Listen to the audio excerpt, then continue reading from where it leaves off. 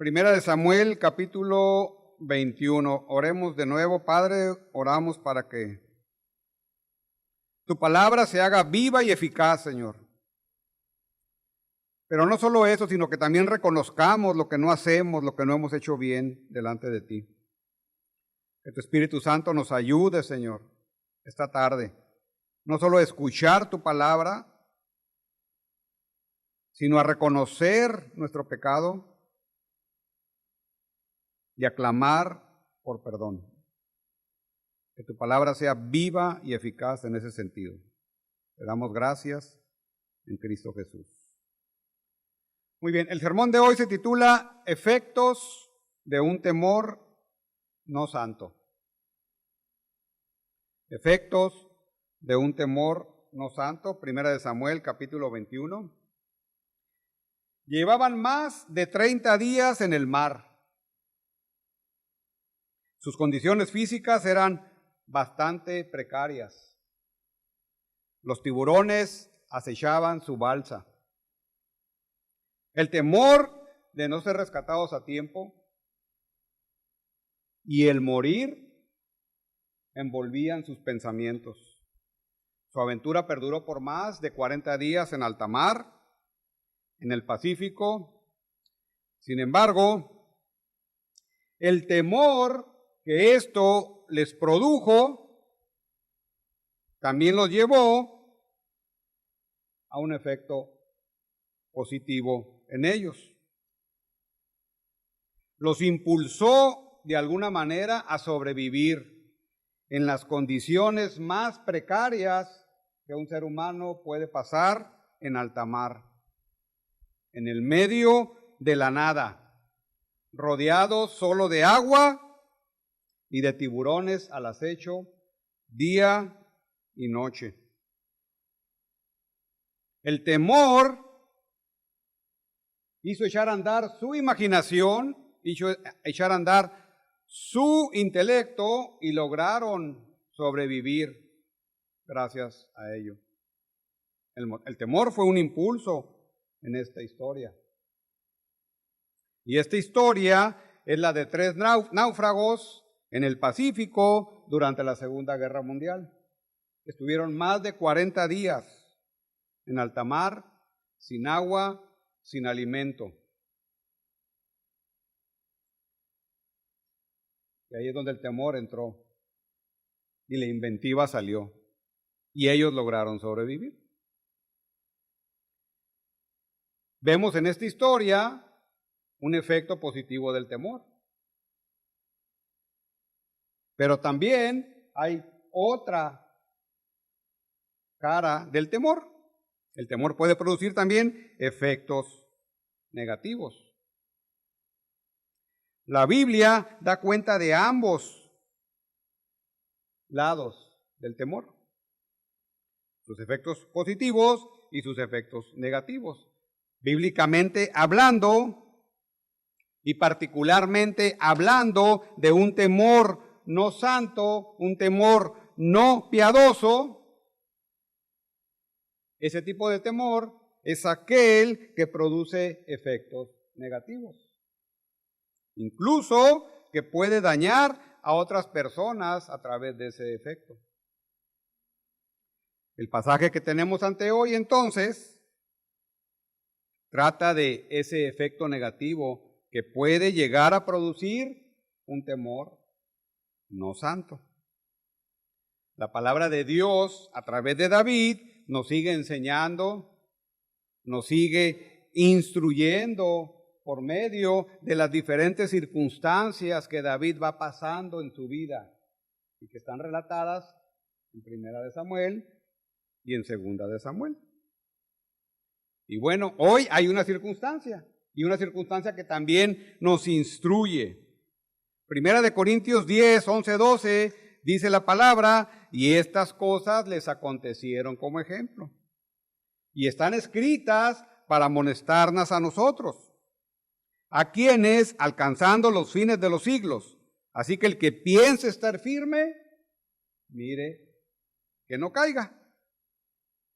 Bueno, a través de la historia de hoy vamos a poder apreciar dos efectos de un temor no santo, que te ayudarán a estar alerta para reconocerlo y evitarlo. Y uno de esos efectos es la mentira. Y otro de esos efectos es el engaño. Es el mismo género, nada más la variedad es diferente. Pero el temor puede llegar a producir ese tipo de efectos. Y estamos hablando de un creyente. Y por eso me refiero a un temor no santo. Bien, capítulo 21, primera de Samuel, dice la palabra, vino David a Nob, al sacerdote Ahimelech, y se sorprendió Ahimelech de su encuentro y le dijo, ¿cómo vienes tú solo y nadie contigo? Y respondió David al sacerdote Ahimelech, el rey me encomendó un asunto y me dijo, nadie sepa cosa alguna del asunto a que te envío y lo que te he encomendado. Y yo le señalé a los criados un cierto lugar. Bueno, hemos conocido a través de Primera de Samuel las diferentes circunstancias de tres personajes diferentes, Samuel, Saúl y David. Y de cada personaje aprendemos aspectos positivos y aspectos negativos. Es lo que Dios nos quiere enseñar, lo que Dios nos está mostrando a través de estos personajes. Hoy corresponde a David. Y recuerden que David está bajo presión. En las últimas 2 semanas hemos visto cómo Saúl, por diferentes motivos, quiere acabar con David. ¿Y qué hace David? David responde y busca ayuda. Y la primera ayuda que busca es en su amigo Jonatán. Y la segunda ayuda que busca es en su mentor Samuel. Recuerden que fue a Ramá. Y bueno, cuando ya no había manera, ¿verdad?, de salvar a David a través de estos dos personajes, entonces, ¿qué hace David? David huye a Nob. Y es el pasaje que hoy tenemos. Ese es el contexto. Entonces, aquí inicia verdaderamente la huida de David y es una, valga la expresión, valga la reiteración, verdadera huida. David está entonces bajo presión y la presión a veces genera temor. Si nos atenemos a 2 de Samuel capítulo 5, y quiero que vean este dato, dice 2 de Samuel capítulo 5 versículo 4, David era de 30 años cuando comenzó a reinar y reinó 40 años. En Hebrón reinó sobre Judá 7 años y 6 meses, y en Jerusalén reinó 33 años sobre Israel, todo Israel y Judá. Y este dato es interesante, ¿por qué? Porque entre los eventos en que David servía a Saúl en su palacio, recuerden que Saúl, su palacio estaba en Gabá, ¿verdad?, y que asciende efectivamente al trono, aunque David ya aquí ya está ungido, pasan entre 10 y 12 años. Pues quiero que se den cuenta que entre 10 y 12 años David está bajo presión, David está bajo persecución, hasta que asciende efectivamente a el trono. Una cosa es que ya estaba ungido y otra cosa es que esté reinando. Y ese dato es importante porque imagínense la presión a la que estaba sometida David y durante cuánto tiempo. Entonces, si usted está bajo presión hoy, ¿verdad?, pues póngalo en perspectiva. 10, 12 años más o menos. Y aquí entonces David estaba bajo una persecución y Saúl bajo una búsqueda que la podemos adjetivar como frenética, porque eso es lo que deja ver la historia, todo lo que hemos visto, y más se va a poner todavía, más fuerte, ¿verdad? Entonces, David estaba bajo presión, estaba huyendo, ¿verdad?, y andaba a salto de mata, cuidando su vida, ¿sí? Y entonces, al primer lugar donde huye es a Nob. Bueno, busca a Jonatán, busca a Samuel, y ahora va a Nob. ¿Y por qué llega a Nob? Porque ahí donde está el sacerdote principal, vamos a decir, el jefe de los sacerdotes, Ahimelech o Abimelech, y él va buscando ayuda a la casa sacerdotal. Cuando Silo cae, que es donde estaba, digamos, la ciudad sacerdotal, Nob toma ese lugar. Entonces ahora Nob es el lugar donde se concentran los sacerdotes y donde está ahí el tabernáculo de reunión. Y entonces David va al tabernáculo de reunión, va en busca de los sacerdotes y se encuentra con el jefe de los sacerdotes, que es Abimelech. Pero ¿qué hace David ahí? ¿Por qué va a Nob? Recuerden que Nob está situado un poco al norte de Jerusalén y hacia el sur de Gabá. Esta ciudad era la ciudad sacerdotal y entonces se presenta de repente David. ¿Y qué pasa con el sacerdote Abimelech? Sale a su encuentro y dice aquí la palabra, y se sorprendió, ¿verdad? Y es como decir, caray, llegó David. Bueno, David era un personaje famoso.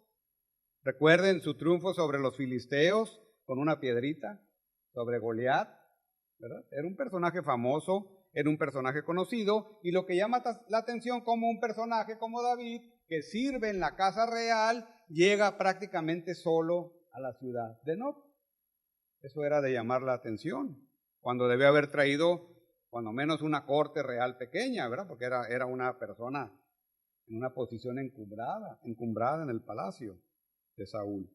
Bueno, eso llama la atención seguramente de Abimelech, y esta palabra sorprendió. Es interesante, por ejemplo, esta palabra se usa en 1 Samuel 16:14. Esta misma palabra dice, hizo pues Samuel como le dijo Jehová, y luego que él llegó a Belén, los ancianos de la ciudad salieron a recibirle con miedo, cuando iban a ungir a David. Salieron a recibirle con miedo, es la misma palabra. En 1 Samuel 13:7 dice, y algunos de los hebreos pasaron el Jordán a la tierra de Gad y de Galaad. Pero Saúl permanecía aún en Gilgal, y todo el pueblo iba tras él temblando. Es la misma palabra. Miedo, temblor. Entonces, este sacerdote se presenta ante David, ¿cómo? Con miedo, con temblor, estremecido. ¿Sí? En el capítulo 13:7 es cuando el ejército de Israel se iba a enfrentar al ejército de Filistea, a los filisteos, ¿verdad? Y estaban todos temerosos, todos temblorosos, nadie quería entrarle. Esa es la idea que está detrás de este término. Entonces, Abimelech se presenta bajo esa circunstancia y en esa situación. Temor, temblor, miedo. ¿Qué está pasando? Ahora, seguramente, bueno, es especular pues, pero Abimelech tenía información de que David estaba siendo perseguido. Porque había información, corría la información por todos lados.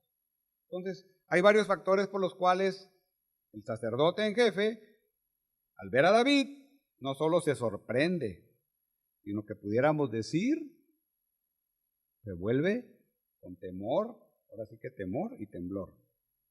Ese es el asunto. Y eso solamente refleja lo que está ocurriendo.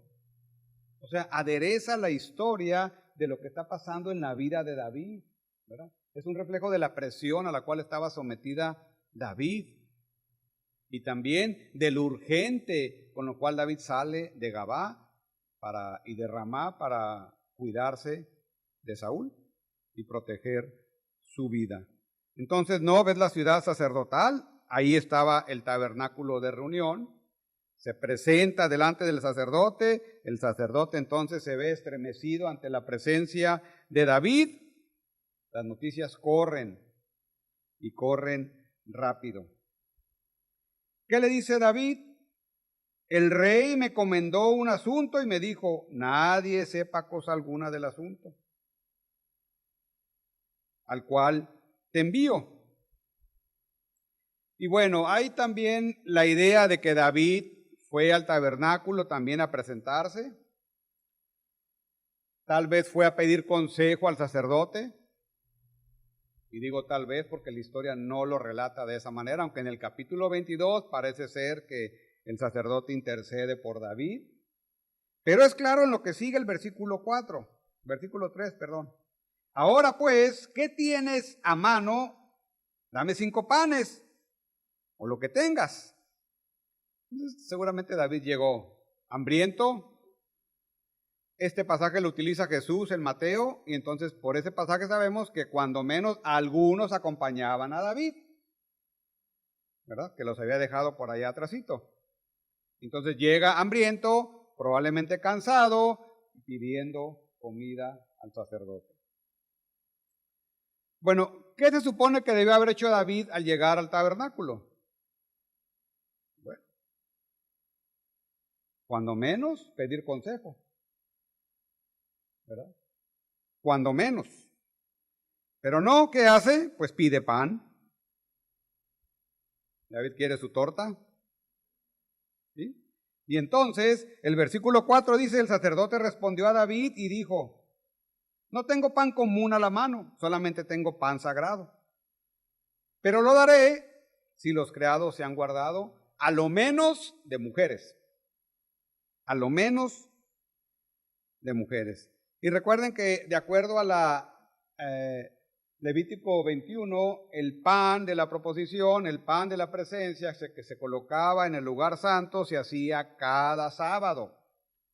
Se colocaban 12 panes en memoria de las 12 tribus de Israel y cada sábado se intercambiaba ese pan. Y entonces el pan que era quitado, en lugar del pan nuevo, se ponía el pan nuevo, el pan que era quitado, los sacerdotes y su familia eran los únicos que tenían derecho de comer este pan de la preposición o este pan de la presencia.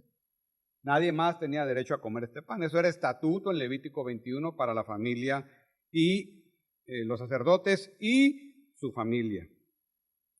Eso es por un lado. ¿Pero qué hace el sacerdote? Bueno, pone condiciones, ¿verdad? Pone condiciones para darle del pan que ya habían quitado.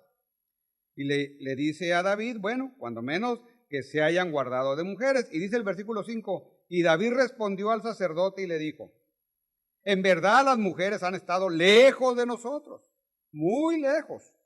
Ayer y anteayer. Anteriormente, quién sabe, pero cuando menos ayer y anteayer. Cuando yo salí, ya los vasos de los jóvenes eran santos, aunque el viaje es profano. ¿Cuánto más no serán santos hoy sus vasos? O sea, si salen a otra encomienda donde ocupan estar puros, digamos, ¿cuánto más si venimos al tabernáculo de reunión? Eso es lo que quiere decir. Entonces, David le está asegurando al sacerdote que ellos se han guardado. Están hablando de pureza, de no haber tenido intimidad con alguien. Aunque el versículo en Levítico 15:18 y Éxodo 19:15 dice que todo aquel que haya tenido pérdida de fluido corporal es considerado impuro. Entonces, en parte a eso se refiere por un lado, y por otro lado también se refiere obviamente a la intimidad. La Biblia no prohíbe la intimidad, ¿verdad? La Biblia la regula en el matrimonio, pero aquí estamos hablando de otra cosa. Es una ordenanza que ellos tenían. Entonces, estos hombres debían de haberse guardado, y es el requisito que impone el sacerdote en jefe para poderles entregar pan o alimentarlos, pues, ¿sí? Ahora, dice un comentarista, la abstinencia sexual era una práctica común durante las operaciones militares también. O sea, cuando salían a la guerra, estaba prohibido tener intimidad. La guerra se consideraba sagrada, ese era el motivo, era una guerra santa, de hecho. Y está muy difundida la prohibición de que las mujeres se dediquen a los hombres, o sea, en campaña deben estar también puros. Eso es Deuteronomio 23, 9, 14. Entonces se refiere también a la pureza del campamento. Entonces, es en ese sentido que el sacerdote quiere asegurar de que estos hombres están puros, se han guardado, están en abstinencia, porque ese es un requisito de la ley. ¿Qué hace el sacerdote? Versículo 6, y así el sacerdote le dio el pan sagrado, porque allí no había otro pan sino los panes de la proposición, los cuales habían sido quitados de la presencia de Jehová para poner panes calientes el día que aquellos fueron quitados, y es lo que hacían cada sábado. Hacían el cambio del pan. Entonces, el sacerdote provisiona a David y a sus acompañantes, dándoles alimento, dándoles este pan que ya había sido quitado. Bueno, este es el pasaje que retoma Jesús en Mateo capítulo 12, versículo 1 al 8. Acompáñenme ahí a Mateo, vamos a verlo. Mateo capítulo 1, capítulo 12.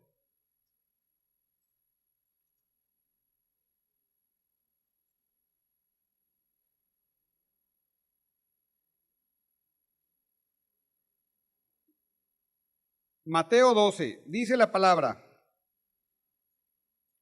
en aquel tiempo iba Jesús por los sembrados en un día de reposo. Y aquí es el punto, el día de reposo. Y sus discípulos tuvieron hambre y comenzaron a arrancar espigas y a comer. Viéndolo los fariseos le dijeron: he aquí tus discípulos hacen lo que no es lícito hacer en el día de reposo, ¿verdad? En el día de reposo no se podía ver ni una mosca.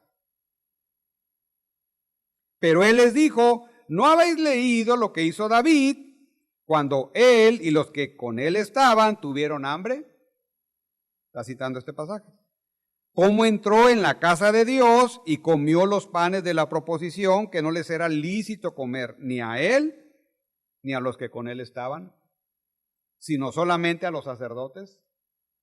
¿O no habéis leído en la ley cómo en el día de reposo los sacerdotes en el templo profanan el día de reposo y son sin culpa?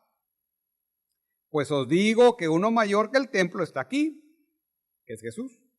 Y si supieseis qué significa, misericordia quiero y no sacrificio, y este es el punto de Jesús. No condenaríais a los inocentes, porque el Hijo del Hombre es Señor del día de reposo. O sea, uno más grande que el templo, y aún que el día de reposo estaba con ellos. Entonces dice Jesús: ustedes no han entendido. Si ustedes entendieran, ¿verdad?, cómo se cumple la ley en este asunto, es a través de la misericordia. Entonces, ¿qué hizo el sacerdote? Un acto de misericordia. No está ofendiendo la ley, dice Jesús, sino está cumpliendo la ley, y de la misma manera ustedes deberían de ser. Misericordia quiero, les dice Jesús. Y claro, si usted sigue leyendo Mateo 12 en adelante, se van a dar cuenta, ¿verdad?, que la hostilidad de los fariseos incrementa exponencialmente sobre Jesús, al punto de matarlo. Ahora, cito a otro comentarista sobre este asunto. Más bien, Jesús quiso decir que la intención de la ley se cumplió por el acto de misericordia. O sea, no se quebrantó la ley, sino se cumplió por el acto de misericordia. El verdadero significado de la ley ceremonial del pan de la proposición se expresó en que se le dio a David como un acto de compasión y misericordia. O sea, ahí se hizo realidad ese aspecto de la ley, que suplía una necesidad real. La ley fue cumplida en lugar de ser reemplazada. Fin de la cita. Bien, entonces, regresemos a Primera de Samuel. Samuel llega hambriento con el sacerdote pidiendo pan y se le da pan. Pero hay algo más que debe haber hecho David. Versículo 7. Y estaba allí aquel día detenido delante de Jehová uno de los siervos de Saúl, y este dato también es interesante, cuyo nombre era Doeg, edomita, el principal de los pastores de Saúl. Y entonces, como que la narrativa tiene una pausa y mete este detalle ahí. Y este detalle es crucial en el capítulo 22, que luego se verá. Pero ahí estaba alguien que servía a Saúl, ¿Qué estaba haciendo ahí? La realidad es que es una especulación, hay diferentes posturas, no es el punto ahorita meterse a eso, pero lo importante es que estaba ahí alguien de los servidores de Saúl, sea jefe o sea pastor, pero ahí estaba. Y pareciera ser que estaba escuchando o estaba observando lo que está pasando. Y como que David no le toma mucha atención, aunque después David reconoce que sabía que estaba ahí. Doeg. Era edomita. Estaba en el tabernáculo. ¿Qué otro asunto es interesante aquí? Bueno, David no solo pide pan, también pide hueso. Y David dijo a Ahimelech o a Ahimelech, ¿no tienes aquí a mano lanza o espada? Porque no tomé en mi mano ni espada ni armas, por cuanto la orden del rey era apremiante. Bueno, ¿qué está pasando con David? La pregunta es, ¿realmente el rey lo envió? Número 1. Número 2. Para desestimar un poquito el accionar de David, algunos comentan que aquí rey se refiere a que Dios lo envió. Pero la realidad es que la narrativa no apoya demasiado esa postura. ¿Qué está haciendo entonces David? Está mintiendo.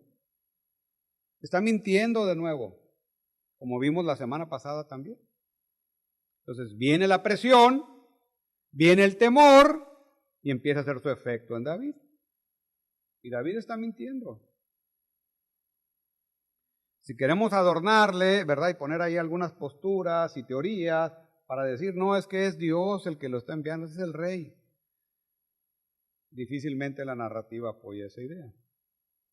Tal como la vemos, tal como esta. Es una historia. Es una historia. ¿Sí? Entonces, ¿qué hace David?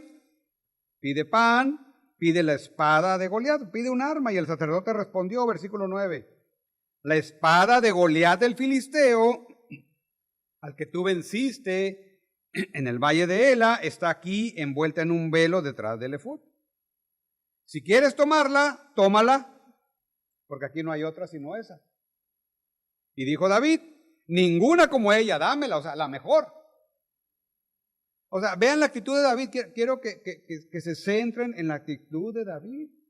¿Sí con qué venció David a Goliat? Con una piedrita, un solo tiro, con una resortera. ¿Verdad? Bueno, una onda, pues. Pero para que me entiendan los más chiquitos, una resortera. Pero a lo mejor los más chiquitos no saben qué es una resortera. Luego le explican los papás. Pero el punto es que es una piedrita, ¿por qué? Porque confió en Dios. Porque su fe en Dios era, hasta ese punto, inquebrantable. Porque sabía que Dios, así como entregaba al león y al oso, iba a entregar a Goliat. ¿Y ahora qué estamos observando aquí? ¿No estaba todo el ejército de los filisteos? ¿No estaba enfrentando eso? Estaba huyendo, estaba temeroso, estaba bajo presión. Y ve una espada, me la llevo porque no traigo nada. ¿Ha perdido David su confianza en Dios? ¿Ha entrado en duda su fe en Dios? Eso es lo que nos debemos preguntar. Dámela, termina el versículo 9. Bueno, y entonces pareciera ser que David empieza a confiar en sus propios medios. Pareciera ser que David empieza a confiar en su propia fuerza. Pareciera ser que David, ¿verdad?, quiere enfrentar el problema solo. O sea, él y sus hombres. Y no en Dios. ¿De qué habla eso? Tal vez autosuficiencia. Tal vez autocompasión, Señor, todo lo que te sirvo yo y mira cómo me está yendo. 10, 12 años, tal vez. Tal vez empezar a racionalizar la situación, y cuando racionalizamos la situación, entonces estamos buscando pretextos para obrar conforme a lo que nosotros pensamos que es lo más adecuado. Ese es el peligro de racionalizar el pecado, porque luego lo justificamos.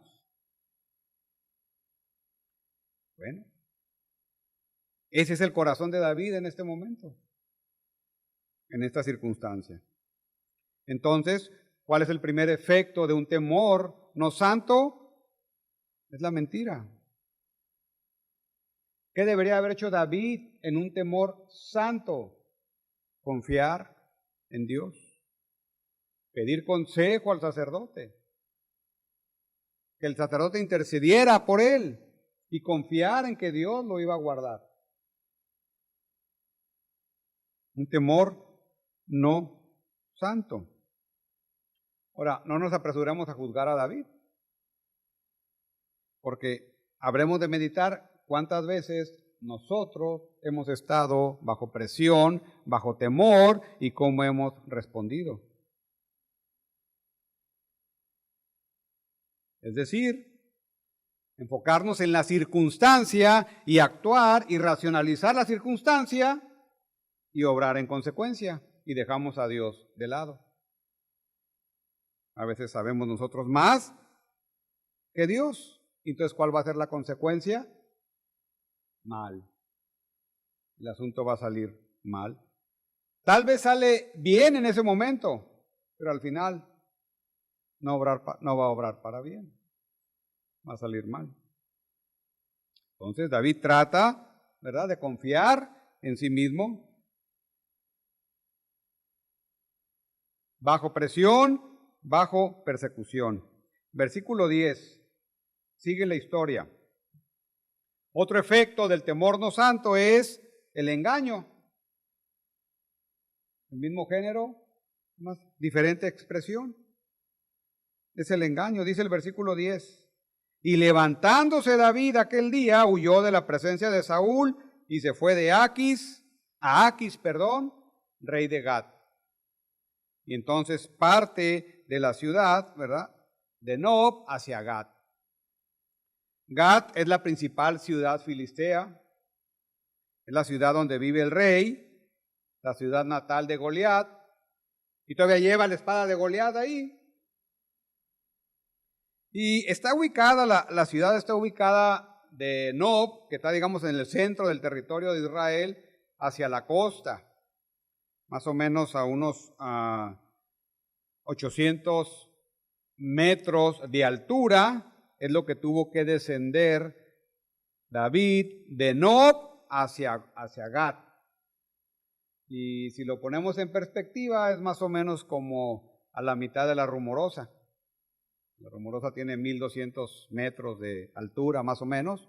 Entonces, en la mitad, un poquito más de la Rumorosa, desciende David y es un terreno montañoso, ¿verdad? Y sale y llega a Gat, que está en la planicie ahí cerca del mar. ¿Y por qué Gat? Porque Gat es la primera ciudad fuera del territorio de Israel, es la ciudad más cerca después de Nob. Y obviamente que Saúl no se iba a atrever ni de chiste ir a corretearlo hasta una ciudad filistea, porque Saúl le tenía temor y terror a los filisteos. Y entonces pareciera ser una medida adecuada en la lógica de David, ¿verdad? Voy a huir a una ciudad donde sé que Saúl no se va a atrever a perseguirme. Y entonces huye a Gat. El problema es que Gat es una ciudad filistea. ¿Y qué pasa?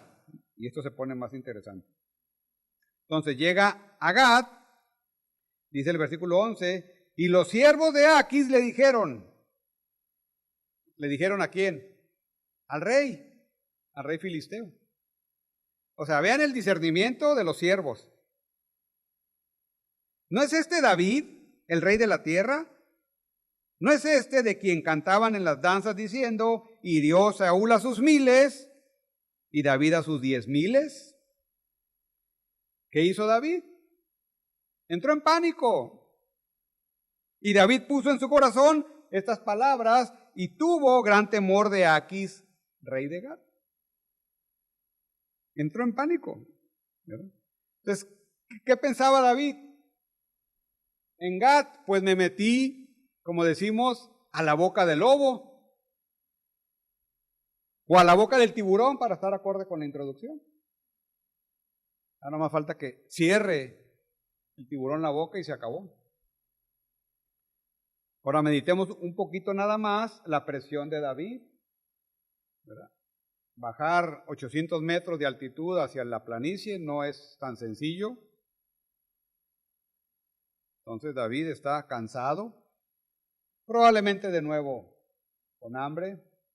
Llega a una ciudad que no es su territorio, llega a los enemigos a los cuales venció. Todavía lleva la espada del enemigo principal, del más famoso de los guerreros filisteos, Goliat. La lleva consigo.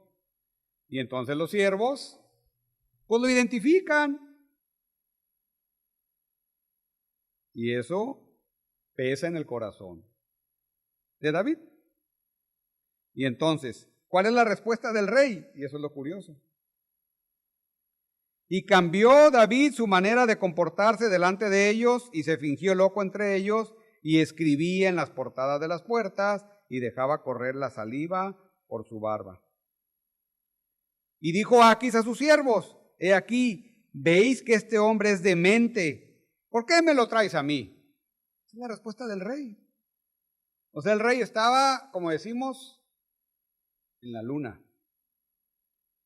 ¿Sí? Entonces, ¿cuál es la reacción de David?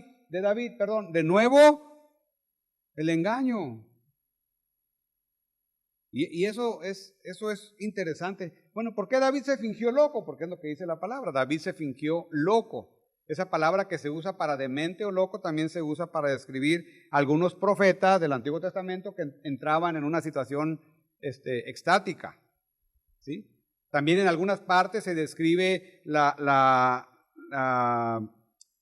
el carácter de los animales salvajes también.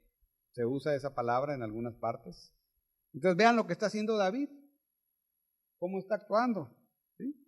La baba, le corría la baba.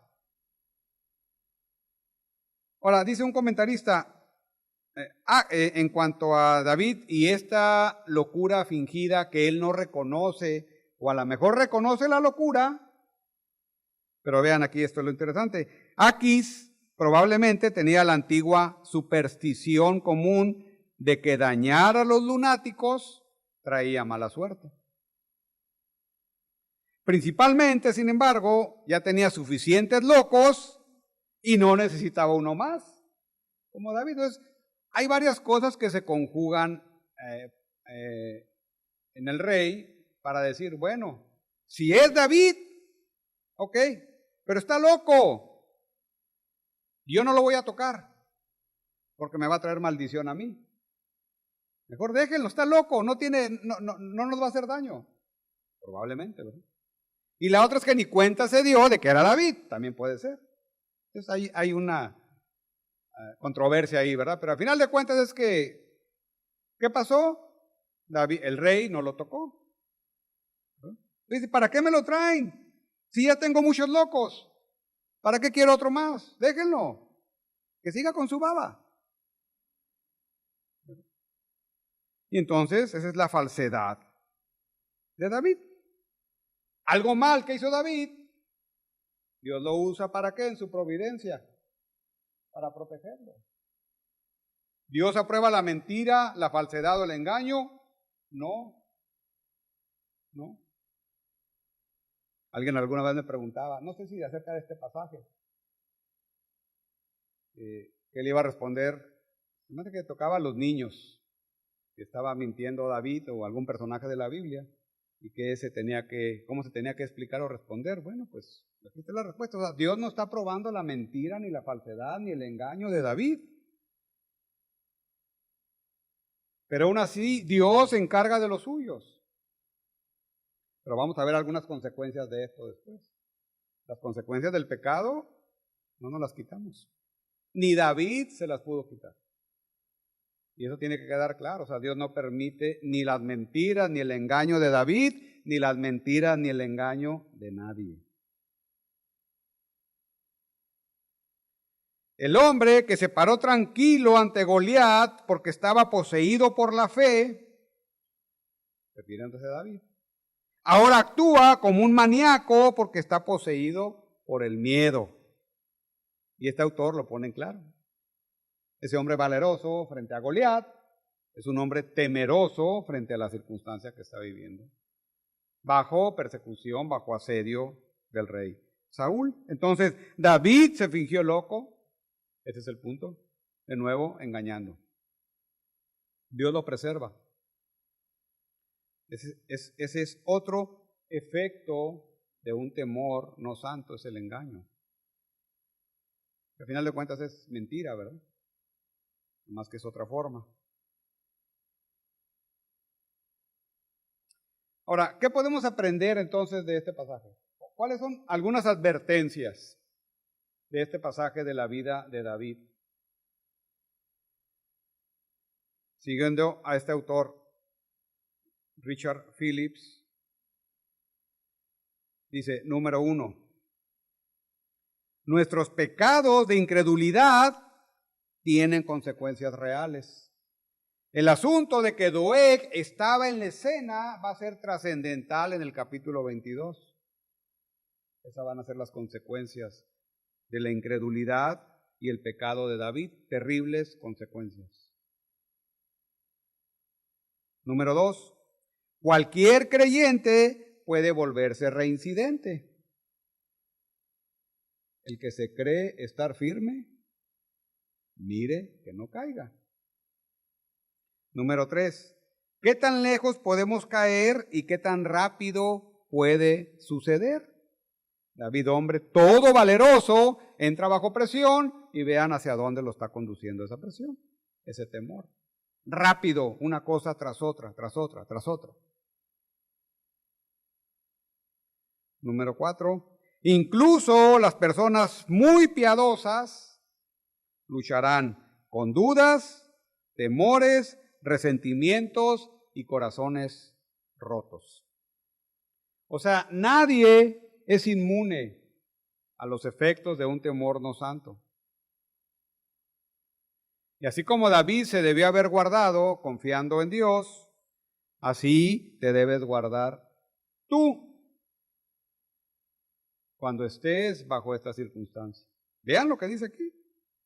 Aún las personas, si eres muy piadoso, a lo mejor te va a costar más hacerlo, ¿verdad? O sea, caer. Pero si los muy piadosos caen, pues los menos piadosos a lo mejor más fácil. Digo, para que quede claro. O sea, nadie estamos exentos de caer como David lo hizo. Vean, lucharán con dudas. ¿Por qué me está pasando esto a mí? Y yo tan bueno que soy. Si no falto a la iglesia, no falto al grupo de jóvenes, ofrendo cada domingo, cada vez doy más. ¿Por qué? ¿Verdad? ¿Por qué mi familia no se convierte? Mi esposo, mis hijas, mi esposa. ¿Por qué? Y empezamos a racionalizar. Y eso ya es peligroso. Temores y resentimientos. Vean, temores. ¿Contra quién estoy resentido? ¿Quién me causó que esté resentido? Entonces racionalizas de nuevo y vas a caer. Vas a caer. Y corazones rotos. En la iglesia hay corazones rotos. Hay corazones rotos. Pero no todos son perfectos. Es más, todos somos imperfectos. ¿Hay corazones rotos? Sí, sí los hay. ¿Cómo? Bueno, ¿cómo los vas a pegar de nuevo? Entonces, vean las advertencias que hay aquí a través de la vida de David, para nosotros, para cada uno de ustedes. ¿Resentimientos hay? Sí. Nos ha tocado tratar con gente de resentimiento en la iglesia. Por una u otra razón, con razón o sin razón. ¿Cómo vas a tratar con eso? Porque si no tratas, vas a caer. Y vas a llevarte a otros. Sin duda. Lo bueno es que aquí no termina la historia. Esto apenas comienza. Si ponen la refri más fría, pues vamos a aguantar mejor, ¿verdad? Bueno, Aprendemos, ¿verdad? Estas cosas del corazón de David. Dios quiere que aprendamos estas cosas. Nos instruye la palabra. La palabra es viva y eficaz. Y cuando dice que es viva y eficaz, nos expone nuestro corazón. ¿Para qué? Para darnos cuenta dónde estamos mal y corregir. Eso quiere decir viva y eficaz. Expone tu pecado, pues. Te abre y ve tu pecado. ¿Verdad?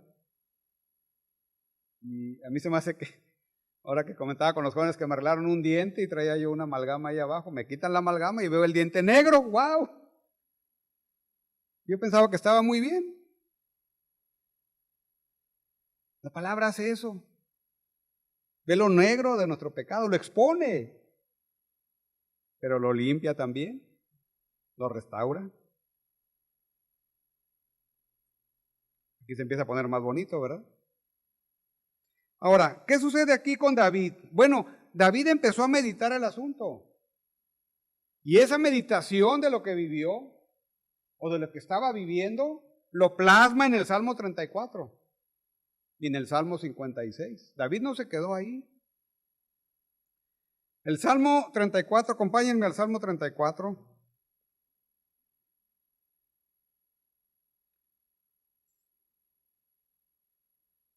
Salmo 34. Vean, dice la palabra, el Salmo 34 y el Salmo 56 está en el contexto de Primera de Samuel, capítulo 21. Esto quiere decir que David reflexionó sobre su actuar. Y aquí es donde se pone bonito. Hay esperanza. Solamente hay que exponer el pecado, pero hay esperanza. Dice el versículo 1 del Salmo 34, bendeciré a Jehová en todo tiempo. Dice el versículo 4, busqué a Jehová y él me oyó y me libró de todos mis temores. Dice el versículo 6 al final, y lo libró de todas sus angustias. Dice el versículo 8, gustad y ved que es bueno Jehová. Jehová es bueno, el Dios de pacto.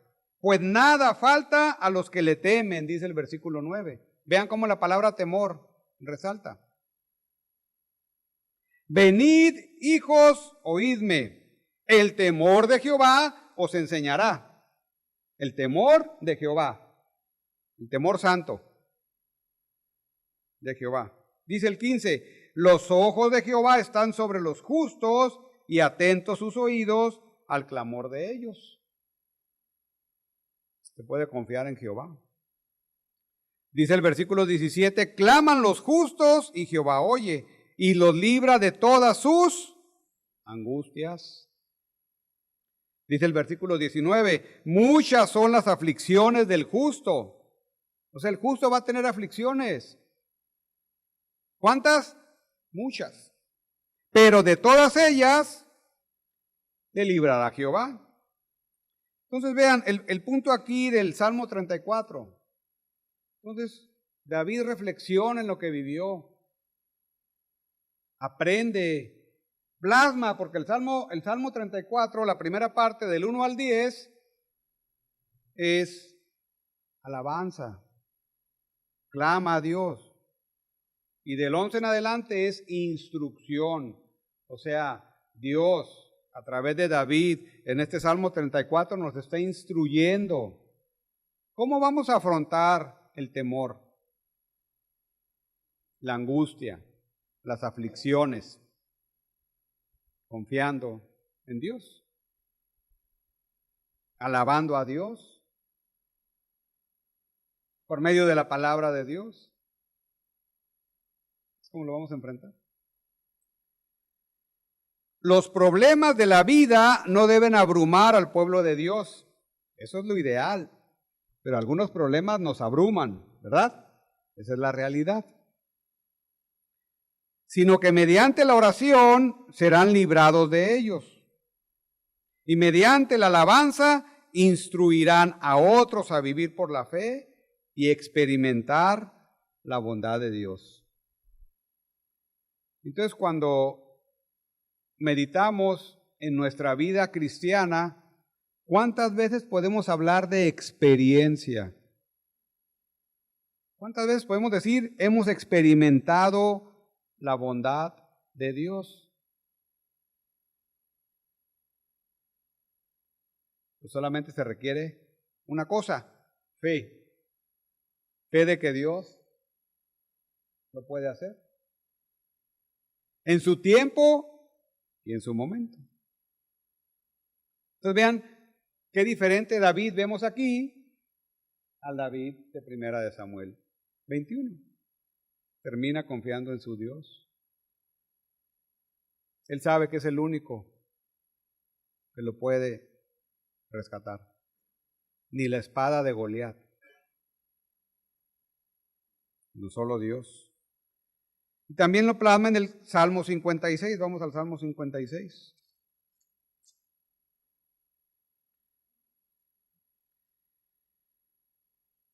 Vean el versículo 3 del Salmo 56. En el día que temo, yo en ti confío. En Dios alabaré su palabra. En Dios he confiado, no temeré. ¿Qué puede hacerme el hombre? Vean qué bonita lección aprendió David. ¿Qué puede hacerme el hombre? Confiar en Dios y no temer al hombre. Versículo 8. Mis huidas tú has contado, pon mis lágrimas en tu redoma. ¿No están ellas en tu libro? Vean qué hermoso es esto. Las lágrimas de David en la bolsa de Jehová, en un recipiente de Jehová, en una botella de Jehová, póngale lo que quiera. Pero las lágrimas de David llegan a Jehová. Los lamentos de David llegan a Jehová. Dios no es impasible. Eso es lo hermoso. Dios conoce tus lamentos, tus lágrimas. Él las conoce. ¿O las debería de conocer? Cuando estamos actuando por fe. Si la palabra dice así es. Y entrar en acción. ¿Cómo? No como nosotros queremos. Porque nosotros no somos sabios. Él sí lo es. Y aunque hay cosas que a veces no entendemos, necesitamos confiar. Y mediante la oración, confiando en el Señor. Entonces, poniéndolo de otra manera, para el Señor, tus lamentos y tus lágrimas de fe son preciosas. Qué difícil, ¿verdad? Creer eso. Pero aquí estamos hablando de un clamor genuino a Dios por ayuda. No estamos hablando de que llores porque perdieron las Chivas. Estamos hablando de un clamor genuino de un corazón entregado en la fe al Dios de pacto, Jehová. Y eso es lo hermoso. Se pone bonito. Versículo 11 y versículo 13 del Salmo 56. Exaltado sea sobre los cielos, oh Dios, sobre toda la tierra sea tu gloria. Confiar, agradecer y alabar por la liberación de Dios. O sea, a eso conduce cuando el temor es un temor santo, basado en la fe, confiado en el Dios de pacto. Confiando en el Dios de pacto. Ahora, acompáñenme a Mateo, como una ilustración de esto. Acompáñenme a Mateo, capítulo 26.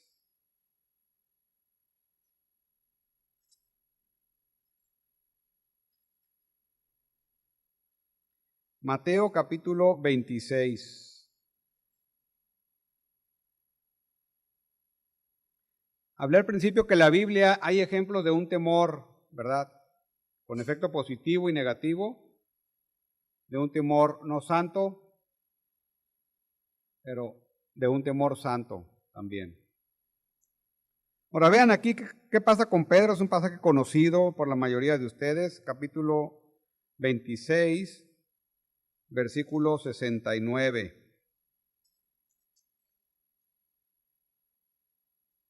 Perdón.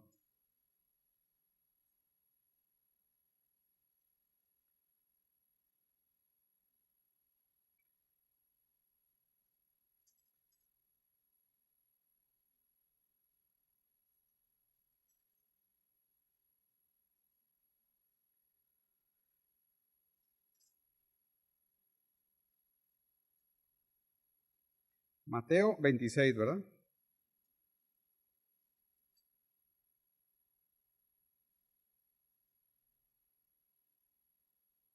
Dice el versículo 69. Recuerden, en Mateo ya aquí el capítulo 26, la animadversión por Jesús está en su clímax. No hay mayor animadversión de los fariseos contra Jesús. Se desata la persecución y salen corriendo varios. Dice el versículo 69, Pedro estaba sentado fuera en el patio y se le acercó una criada diciendo, tú también estabas con Jesús el Galileo. Mas él negó delante de todos diciendo, no sé lo que dices. ¿Quién es el que iba a defender a Jesús con su vida? Pedro. Saliendo él a la puerta, le vio otra y dijo a los que estaban allí, también estaba con Jesús el Nazareno. Pero él le negó otra vez con juramento, no conozco al hombre. Con juramento. 73. Un poco después, acercándose los que por allí estaban, dijeron a Pedro, verdaderamente también tú eres de ellos, porque aún tu manera de hablar te descubre. Como Galileo, pues, tenía acento norteño. Entonces, él comenzó a maldecir y a jurar, no conozco al hombre, y enseguida cantó el gallo. Entonces Pedro se acordó de las palabras de Jesús que le había dicho, antes de que cante el gallo, me negarás 3 veces. Y saliendo fuera, lloró amargamente. Ese pasaje es conmovedor.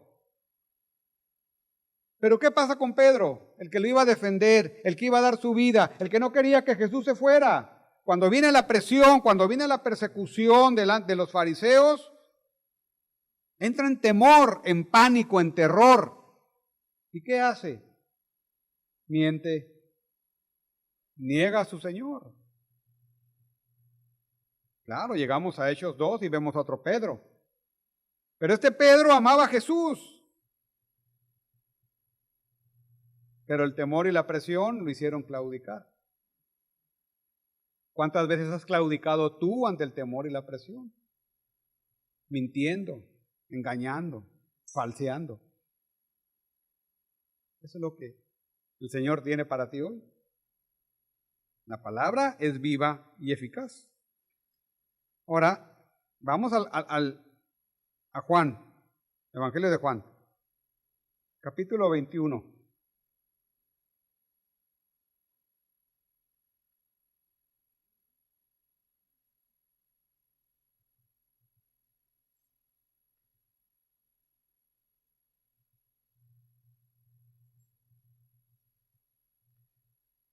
Dice el capítulo 21, Jesús ha sido crucificado, ha resucitado, se encuentra a los discípulos. Jesús le dijo, versículo 21, cuando Pedro le vio, dijo a Jesús, Señor, ¿y qué de este? Perdón, el 15. Cuando hubieron comido, Jesús dijo a Simón Pedro, Simón, hijo de Jonás, ¿me amas más que esto? Le respondió, sí, Señor, tú sabes que te amo. Él le dijo, apacienta mis corderos. Volvió a decirle la segunda vez, Simón, hijo de Jonás, ¿me amas? Pedro le respondió, sí, Señor, tú sabes que te amo. Le dijo, pastorea mis ovejas.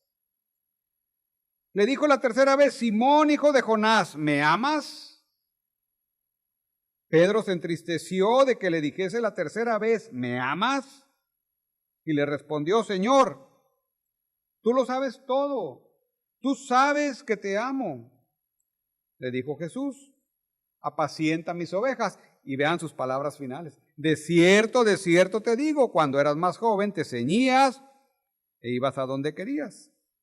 Mas cuando ya seas viejo, extenderás tus manos y te ceñirá otro y te llevará a donde no quieras. Es la restauración de Pedro. El amado Señor Jesús está restaurando a Pedro. Y luego conocemos la historia de Pedro. Ahora, después Pedro aprende también esta lección. Y Pedro cita el Salmo 34 en el capítulo 3 del 8 al 12 para darle instrucción a los creyentes que están bajo persecución. Ustedes vean cómo cierra este ciclo. Recuerden que el contexto de primera de Pedro 3 es persecución. Y Pedro les dice: aguanten. Va a venir la persecución. Estén preparados. Confíen en su Señor. Tienen el poder ahora para ello. Entonces, finalmente, si has pecado a la manera de David o a la manera de Pedro, ¿qué tienes que hacer? Reconocer tu pecado. Reconocer tu pecado, que el temor te ha traicionado de una manera que no agrada a Dios. Pero ya vimos aquí, ¿verdad?, que Dios y en Dios hay provisión, no solo para el perdón, sino el poder necesario para ganar esas batallas. ¿Dónde está el poder? En Cristo. En Cristo, poder del Espíritu Santo. Entonces, al final el problema no es que caigas en el pecado, el problema es que permanezcas en el pecado. El problema es que no reconozcas ante Dios tu pecado con un corazón genuino. La presión va a venir, aquí dice, muchas aflicciones vas a tener como creyente. Y muchas no es una, ni dos. Y cuando venga la presión, entonces, ¿de dónde te vas a agarrar? ¿De tus propias fuerzas o del Señor? Aquí hay provisión. El temor no santo puede producir pecado, mentira y engaño. Entonces debes acudir a Dios, en Cristo, enfocarte en Él. ¿Cuál es el error que cometemos? Enfocarnos en la circunstancia, racionalizar nuestro pecado, planear nuestra defensa y dejar a Dios de un lado. A un lado. Entonces, no confíes en tus propias fuerzas. No te enfoques en la circunstancia de la manera que eclipsa tu enfoque de Dios o en Dios. Y no temas al hombre. ¿Qué puede hacerte el hombre? Dice el Salmo, vamos a leer, 34. Sino confiar en Dios. Enfocarte en Dios. Ahí está la fuerza para poder vencer. Y teme a Dios, no al hombre, a Dios. En Cristo hay provisión para ello. Bien, oremos. Gracias, Padre, te damos de nuevo por tu palabra, Señor, que nos confronta, nos examina, también nos diagnostica, pero también nos cura, Señor. Oramos por tu perdón por cada vez que hemos caído en este pecado al estar bajo temor, bajo presión. Y oramos, Señor, por tu fortaleza. En Cristo Jesús. Amén.